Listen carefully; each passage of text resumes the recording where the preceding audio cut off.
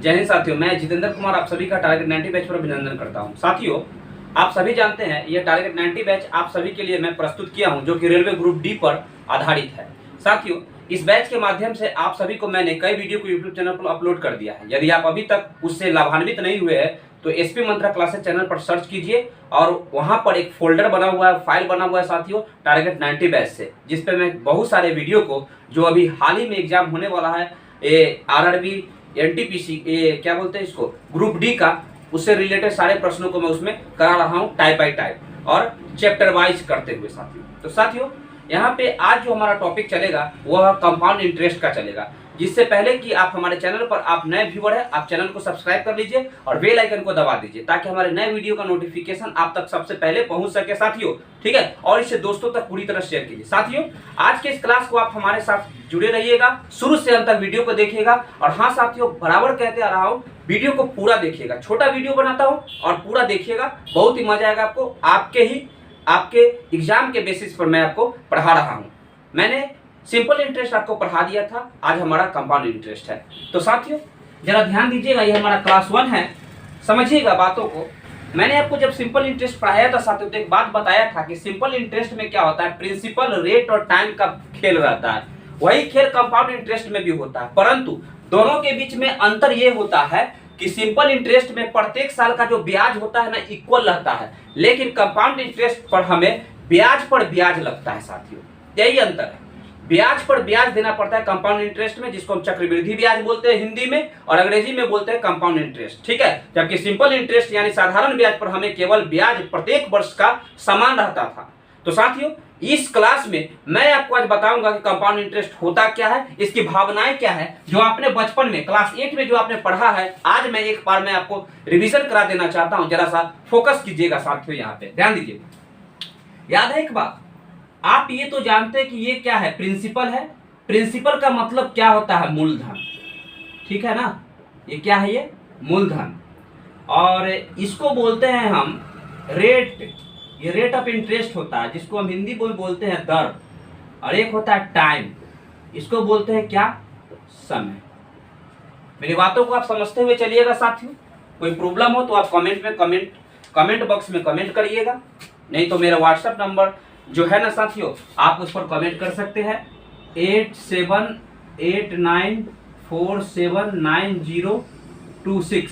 ये मेरा WhatsApp number है। ठीक है, आप इस पर भी आप अपना सुझाव दे सकते हैं। ठीक है, जरा सा ध्यान दीजिएगा क्या कहता है इसे। ये प्रिंसिपल है, ये रेट है, और ये क्या है, हमारा टाइम है।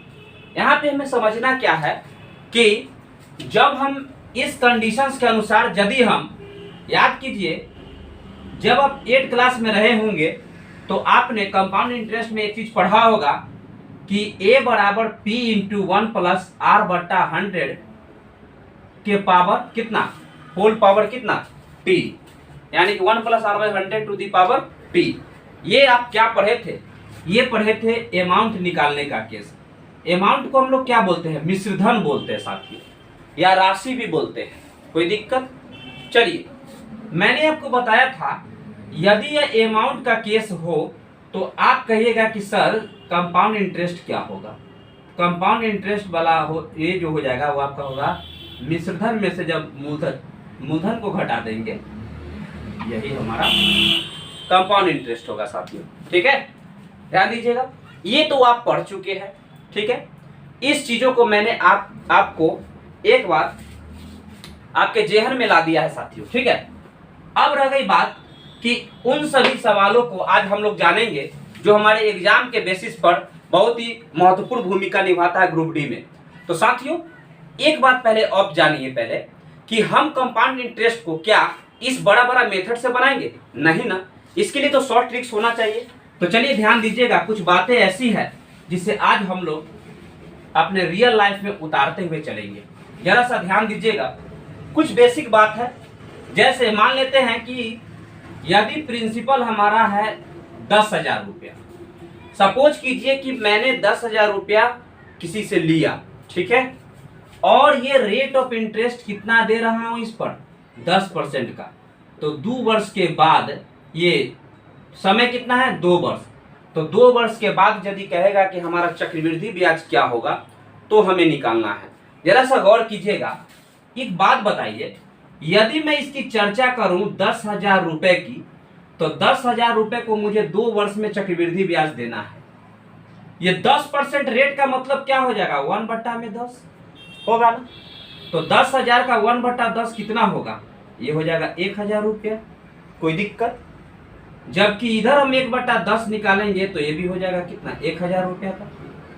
अब एक बात बताइए, मैंने आपको बताया हूं कि 10,000 रुपए पर 10% के हिसाब से कितना ब्याज आ गया, 1,000 रुपया आ गया। तो हमें 2 वर्षों का चाहिए ना, तो हमें ब्याज पर भी ब्याज देना होगा, यानी इस पर भी हमें 10% का क्या निकालना होगा, ब्याज निकालेंगे तो हो जाएगा इधर 100 रुपया। अब जरा सा देखिएगा, ये दिख रहा है आपको, ये जो आपको दिख रहा है, ये 2 वर्षों का हमारा कंपाउंड इंटरेस्ट हो गया। कितना हो गया, 1,000, 1,000, 2,000, 100, कितना हो गया साथियों, 2,100 रुपया हमारा क्या हो गया, कंपाउंड इंटरेस्ट हो गया। कोई दिक्कत है तो बोलिएगा। 2,100 रुपया समझ में आ रहा है।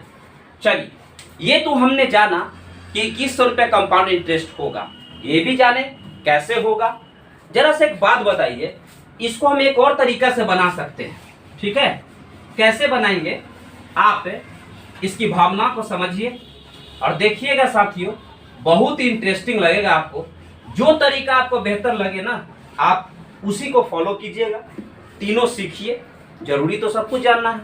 ध्यान दीजिएगा, यदि हमने बोला था कि प्रिंसिपल 10,000 है, रेट कितना है 10% है, टाइम कितना है 2 वर्ष है, ठीक है। तो आप बताइए, यदि मैं अमाउंट निकाल लूं तो 10,000, ये 1 + r का वैल्यू कितना है 10/100 पावर में t यानी 2 वर्ष। ये क्या हो जाएगा, ये हो जाएगा 10,000 इंटू में 10 के 100, 10 1 11, 11/10 गुने 11/10। ऐसा हमने क्यों किया, क्योंकि पावर 2 था, 11/10 का 2 बार गुना हो जाएगा साथियों। कोई दिक्कत? चलिए, अब ये बताइए, ये 00 से ये 00 तो कट जाएगा, ये 121 हो जाएगा, और गुना में 100 यानी कि 121 है ना यहाँ पे, और ये हो जाएगा कितना, कुछ तो गड़बड़ लग रहा है क्या,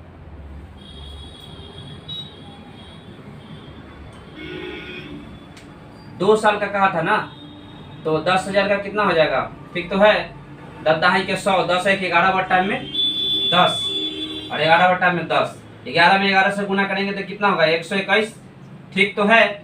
तो ये हो जाएगा 121, ये 00 से गुना करेंगे तो 00 इस पर आ जाएगा, यानी 1,21,000 रुपया आया साथियों। कोई दिक्कत नहीं ना है। जरा सा ध्यान दीजिएगा, नहीं 12,100 आ गया। कितना आ गया ये 12,100, ठीक है। हमने 100 से गुना किया तो 00 इस पे आ गया। जरा से एक बात बताइए, अमाउंट पता लग चुका है, कंपाउंड इंटरेस्ट निकालना है, तो अमाउंट में से आप मूलधन घटाइए। तो ये कितना है 12,100 रुपया में मूलधन हमारा कितना था 10,000 रुपया, ठीक है। ये 10,000 रुपया, ध्यान दीजिएगा उधर, ठीक है।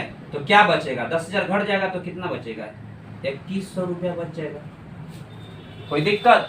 2,100 रुपया जो बचा ना साथियों, यही तो हमारा कंपाउंड इंटरेस्ट है। एक तो ये तरीका हो गया। अगर मैं चाहूं कि एक तरीका और बताऊं तो कोई दिक्कत है क्या? नहीं है साथियों। तो देखिएगा, इसको समझ लीजिए। अमाउंट हमने निकाल दिया, कंपाउंड इंटरेस्ट होता है अमाउंट माइनस में प्रिंसिपल, तो निकाल दिया हमने क्या 2,100 रुपया। ये तो आपने पढ़ा होगा क्लास 8 में, इस तरीका से बनाने के लिए, याद है। अगर मैं आपसे कहूं कि एक और तरीका है तो विश्वास तो करना पड़ेगा ही। तो देखते वो तरीका है क्या, समझिएगा साथियों। बात की गहराई को आप अच्छी तरह से समझिएगा। यदि मैं कहूं यदि मैं कहूं साथियों कि पैसा था 10,000, रेट कितना था 10% का रेट था। 10% का रेट का मतलब कितना होता है 10/100, ये कटेगा तो क्या बचेगा 1/10। इसको ऊपर अगर एक बात बताइए, ब्याज साले साल बढ़ता है कि घटता है? बढ़ता है ना, तो बढ़ेगा ना यहाँ पे। तो जैसा साल बढ़ेगा उतना बार इसको बढ़ा दीजिएगा। 10 1 11, पहले तो इसको बढ़ा दीजिए कि ब्याज बढ़ता है तो रेट ऑफ इंटरेस्ट तो उसका हर साल से उसका तो ब्याज बढ़ेगा करेगा। तो 10 1 11, 11 बट्टा में कितना हो जाएगा 10। अब एक बात बताइए, पहले 10 था, ठीक है, तो अब बढ़ के पैसा कितना हो गया 11। फिर 10 था तो बढ़ के कितना हो गया 11। जरा सा गौर कीजिएगा, ये जो आपको दिख रहा है ना, ये है प्रिंसिपल, और ये बढ़ जाता है वो है अमाउंट। ये अमाउंट कितना हो गया, सॉरी प्रिंसिपल कितना हो गया 100, जबकि अमाउंट कितना हो गया 121। बताइएगा एक बात कि ये जो आपको दिख रहा है ना, ये प्रिंसिपल जो आपको दिख रहा है और ये अमाउंट दिख रहा है, जबकि रियल में अमाउंट था कितना 10,000। तो ये जो 100% है यही तो 10,000 के बराबर होगा ना। तो 121% कितना के बराबर होगा, 121 कितने के बराबर होगा 100 बताइए। 121 हो जाएगा कितना 10,000 था ना, 10,000 बट्टा में 100 और गुना में 121, ये डबल जीरो से डबल जीरो कट जाएगा, कितना आ गया हमारा 121, ये आ गया डबल जीरो। अब एक बात बताइए, ये 12,100 हमें क्या प्राप्त हुआ, मिश्रधन प्राप्त हुआ ना, ये तो अमाउंट प्राप्त हुआ। जबकि जब हमें अमाउंट प्राप्त हो चुका है, अब अमाउंट प्राप्त हो चुका है और पता है हमें कि ये मूलधन है कितना 10,000 है, 10,000 घटा करके निकाल लीजिए 2100 रुपया। कोई दिक्कत क्या, कोई दिक्कत है तो बोलिएगा साथियों, मुझे नहीं लगता कि इसमें कोई दिक्कत होगा आपको। चलिए कैसे 12,100 आया, तो अमाउंट तो 10,000 है ही, घटा देंगे तो कंपाउंड इंटरेस्ट निकल जाएगा।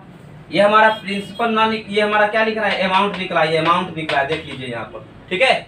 चलिए साथियों, ये बात आपने जाना, अपने रियल लाइफ में उतारा, और मुझे आशा है साथियों कि आपको ये सब कुछ समझ में आया होगा जो मैंने 2-3 टाइप से मैंने आपको कंपाउंड इंटरेस्ट निकालने के लिए सिखाया था।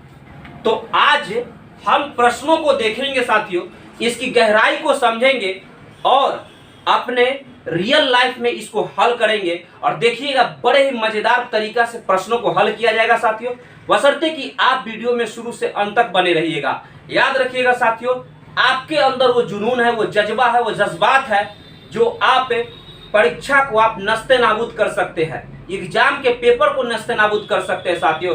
बस उसे एक चाहिए तो क्या मोटिवेशन की जरूरत है, और वो मोटिवेशन आपके अंदर दबी हुई है, उजागर कीजिए इसे। ध्यान दीजिएगा साथियों, पहला सवाल क्या कहता है हमारा, इन वर्षों के बाद 5% प्रतिवर्ष चक्रवृद्धि ब्याज की दर से राशि एवं मूलधन का अनुपात ज्ञात करिए। जरा सा इस क्वेश्चन को गहराई को अच्छी तरह पढ़ लीजिए, क्या गहराई है इसकी अंदर की भावनाओं में, समझिएगा। हमें बोला है कि राशि और मूलधन का अनुपात निकालिए। जरा सा एक बात बता सकते हैं, राशि क्या होता है? मैंने आपको बताया था कि राशि ही अमाउंट होता है, और अमाउंट ही क्या होता है, मिश्रधन होता है। कोई दिक्कत है तो बोलिएगा। और प्रिंसिपल क्या होता है, वही मूलधन होता है, ठीक है। जरा से एक बात बताइए, यदि मैं राशि निकालने की चर्चा करूं साथियों, तो राशि का क्या सूत्र होता है, P × 1 + R/100। तो R का वैल्यू कितना है 5, यानी रेट ऑफ इंटरेस्ट है, बट्टा 100। समय नहीं दिया हुआ है तो समय हो गया T वर्ष, नहीं N वर्ष दिया हुआ है, तो रख दीजिए भैया N वर्ष, ठीक है, N वर्ष रख दिए। अब जरा बताइएगा ये किसके बराबर होता है, यही तो अमाउंट है, यही तो राशि के बराबर होता है, सूत्र है। अब एक बात बताइए, आप बता सकते हैं, हमें बोला राशि और मूलधन का रेशियो क्या होगा। जरा सा गौर कीजिएगा, यदि मैं इसको ऐसे करूं कि अगर मैं इसको A के बट्टा में इस P को ले आऊं तो कोई दिक्कत है क्या, नहीं ना है। बताइए, इसको काटेंगे तो 1 बार में कटेगा और ये 20 बार में कटेगा, ठीक है, 20 × 5 = 100, अब 20 से कम 20, 1 21 बट्टा में 20, इसके पावर कितना n, बराबर कितना हो गया A/P के।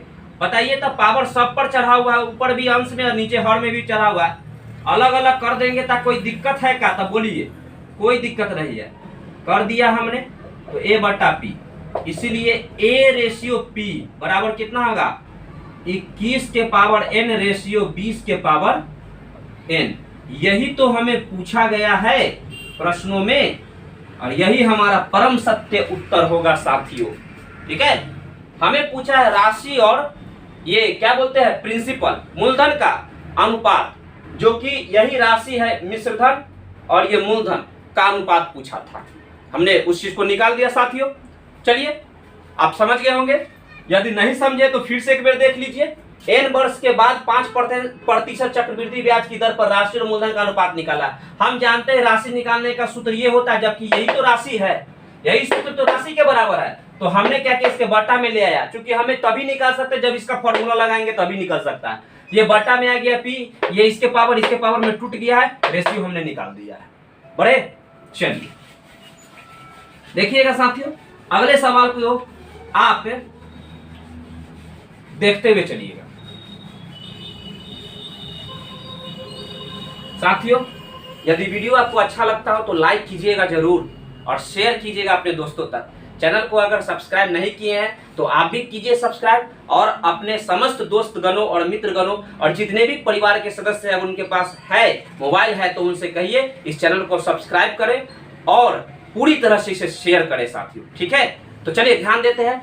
अब हम लोग अगले सवाल की ओर ध्यान देंगे साथियों। ठीक है, पहला सवाल तो हमारा हो गया है, ठीक है ना। अब अगले सवाल तक बढ़ते हैं। देखिएगा, 3 वर्षों में प्रतिवर्ष 20% की दर से 12,500 रुपए की वार्षिक के रूप से संयोजित चक्रवृद्धि ब्याज से मिलने वाली राशि क्या होगी? चक्रवृद्धि ब्याज से मिलने वाली राशि क्या होगी?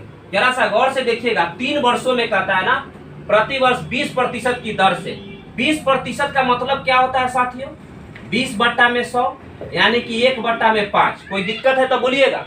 अब बताइए ये क्या है? तो ये क्या हो जाएगा? ये क्योंकि ब्याज बढ़ता है तो 6/5।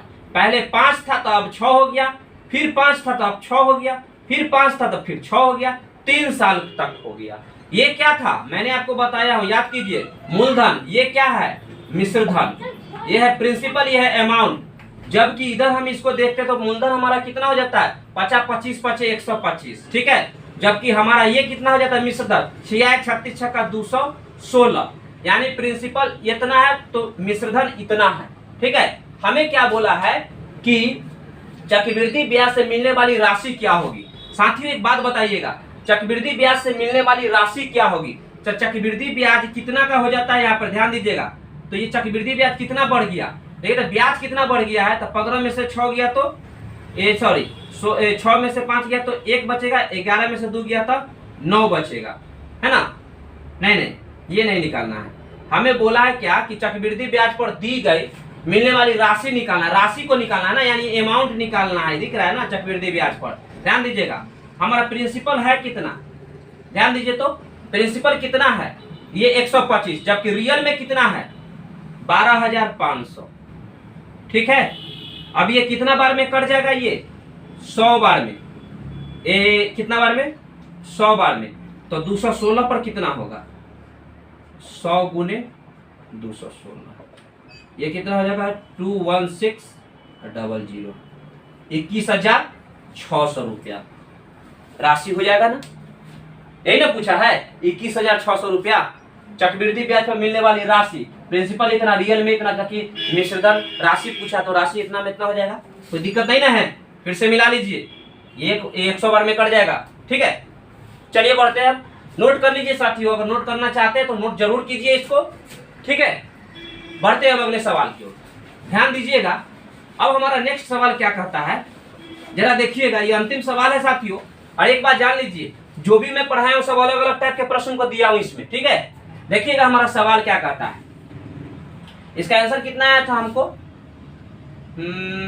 इसका आंसर 21,500 ना। अब जो है देखिए अगला सवाल क्या कहता है इसे।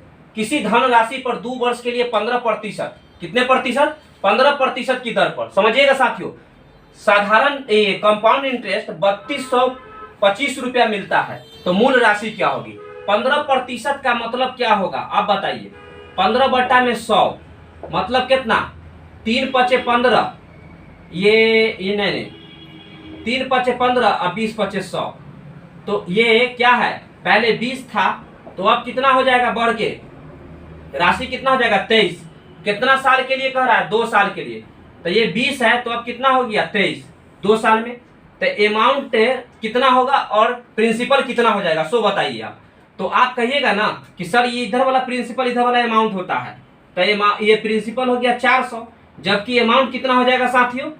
23 को गुना करेंगे तो यहाँ पे गुना करके देख लीजिए ना, 23, 3 × 3 = 9, 3 × 2 = 6। ठीक है, तीन तिया 9, 3 दूना 6, 3 दूना 6 और 2 दूना 4, 9 6 6 12, 4 1 5, ठीक है। 9 6 6 12 के दुआ से ले 4 1 5, ये हो जाएगा 529, ठीक है साथियों। अब एक बात बताइए, ये कह क्या रहा है, ये 3225 रुपये कंपाउंड इंटरेस्ट है, चलिए हो जाएगा।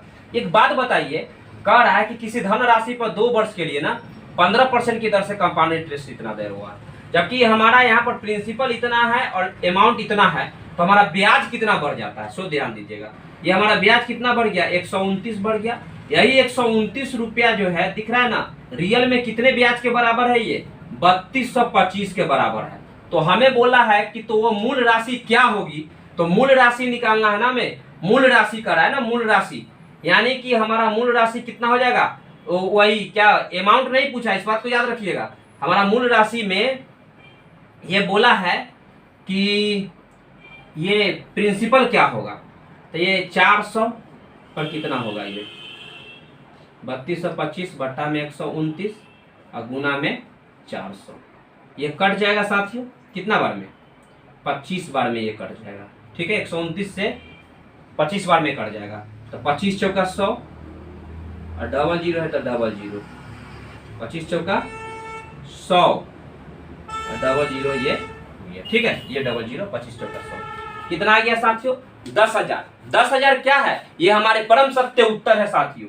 ये है क्या, प्रिंसिपल है, मूल राशि है, अमाउंट नहीं है, मूल राशि है। राशि अलग हो गया और मूल राशि उसमें जुट गया है, तो हमारा जो प्रारंभिक राशि था, जो मूलधन था, वही तो है। चलिए साथियों, चलिए यही हमारा पूछा था और यहाँ तक साथियों प्रश्न आपका बन चुका है और बहुत ही शानदार तरीकों से प्रश्न को मैंने बनाया हूँ और आप इसे आप प्रैक्टिस कीजिए साथियों। आपके एग्जाम में इस प्रकार के प्रश्न जरूर है, निश्चित तौर पर एक प्रश्न इससे आते ही है ग्रुप डी के एग्जाम में, ठीक है। अब रह गई साथियों एक बात है जो मैं आपको बता नहीं सका था, थोड़ा सा समझिएगा, मेरे पास अभी अभी ध्यान में आया कि सिंपल इंटरेस्ट और कंपाउंड इंटरेस्ट में एक समानता भी है कि यदि हम 1 वर्ष की चर्चा करें तो 1 वर्ष का सिंपल इंटरेस्ट और कंपाउंड इंटरेस्ट दोनों इक्वल आता है साथियों। कैसे आता है, जरा आप इस बात को देख लीजिए एक बार, ठीक है। कैसे आता है जानना तो जरूरी है साथियों। देखिएगा जरा सा, यदि मैं चर्चा करूं कि अगर अमाउंट अगर प्रिंसिपल 10,000 रुपए है, रेट ऑफ इंटरेस्ट कितना है 10% है, टाइम कितना है 1 वर्ष है, तो हमारा कंपाउंड इंटरेस्ट निकालना है। तो कंपाउंड इंटरेस्ट कितना हो जाएगा साथियों, इसका आप बता सकते हैं। ये कंपाउंड इंटरेस्ट कितना हो जाएगा, 10% का मतलब कितना है 10 बट्टा में 100, यानी 1 बट्टा में कितना 10 दिख रहा है आपको, 1 बट्टा में कितना हो गया 10, यानी 10 दहाई के कितना 100। तो अगर हम कहेंगे कि ये 10 है तो अब ये कितना हो गया 11, समझ में आ रहा है ना। तो अगर हमें इसकी 1 साल का निकाला हो साथियों, 1 साल का देखिएगा ध्यान से, ये फॉर 1 ईयर है, कितना ईयर है 1 ईयर के लिए। तो अगर बताइए, अगर ये अमाउंट, अगर ये प्रिंसिपल है और ये अमाउंट है साथियों, तो ये जो प्रिंसिपल है कितना के बराबर होगा 10,000 रुपया के बराबर होगा कि नहीं होगा। तो हमारा अमाउंट कितने के बराबर होगा, अमाउंट है 11, तो 11 कितने के बराबर होगा, ये हो जाएगा कितना 10,000, ठीक है। अब बट्टा में 10 और गुना में 11, 1 जीरो से 0 खत्म हो जाएगा, तो ये क्या बचेगा यहाँ पे 11 ट्रिपल जीरो 11,000। ये 11,000 हमें क्या प्राप्त हुआ, ये 11,000 हमें राशि प्राप्त हो गया, ठीक है, अमाउंट प्राप्त हो गया। अब अमाउंट प्राप्त हो गया, इसी अमाउंट में से यदि हम मूलधन को घटा दे तो कंपाउंड इंटरेस्ट मिलेगा कि नहीं मिलेगा। अगर हम इसमें से 10,000 रुपया घटा दे, समझिएगा, यदि मैं 10,000 घटा दूं तो क्या प्राप्त होगा, यही ना, 10,000 रुपया मैंने घटा दिया, ये 11,000 में 10,000 घटाया तो कितना आया 1,000। 1,000 क्या आया हमारा, ब्याज आया, यही तो हमारा कंपाउंड इंटरेस्ट आया ना। चलिए अब ये आप समझ गए कि 1 साल का ब्याज है, कौन सा ब्याज, चक्रवृद्धि ब्याज। अब हम अगर करें सिंपल इंटरेस्ट की बात करें साथियों, तो आप कह सकते हैं ना कि सर 1 साल का सिंपल इंटरेस्ट भी आप निकालिए, तो निकालते हैं, जरा ध्यान दीजिएगा। प्रिंसिपल कितना है 10,000 और रेट ऑफ इंटरेस्ट कितना है 10%, समय है 1 साल, बट्टा में 100, डबल जीरो से डबल जीरो खत्म, ये गुना करेंगे 10 से तो कितना हो गया 1000, 1 से गुना करेंगे कोई फर्क नहीं पड़ेगा। 1000 हमारा क्या प्राप्त हुआ है, ये सिंपल इंटरेस्ट प्राप्त हुआ है। तो इसका मतलब क्या है साथियों, कंपाउंड इंटरेस्ट भी 1000 प्राप्त हुआ था 1 वर्ष का, यानी कि साधारण ब्याज और चक्रवृद्धि ब्याज में 1 वर्ष का जो ब्याज होता है वह दोनों जो होते हैं ना सेम होते हैं, इक्वल होते हैं, कोई फर्क नहीं पड़ता है साथियों। बस इस प्रकार का समानता ही केवल है। अब रह गई बात साथियों, कल जो मैं आपको पढ़ाऊंगा कंपाउंड इंटरेस्ट में नए टाइप के प्रश्न को लेकर के आऊंगा साथियों।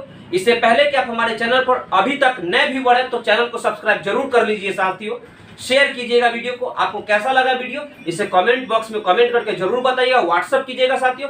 किसी भी प्रकार के आपका सुझाव हो तो मैं जरूर उसे एक्सेप्ट करूंगा और परिवर्तन करने के प्रयास जरूर करूंगा साथियों। ठीक है, खुश रहिए, मोटिवेट रहिए, खूब प्रयास करते रहिए साथियों, एग्जाम को नस्ते नाबूद कर दीजिए और सिलेक्शन को प्राप्त कीजिए। फिर मिलते हैं कल के नेक्स्ट क्लास में, तब तक के लिए जय हिंद।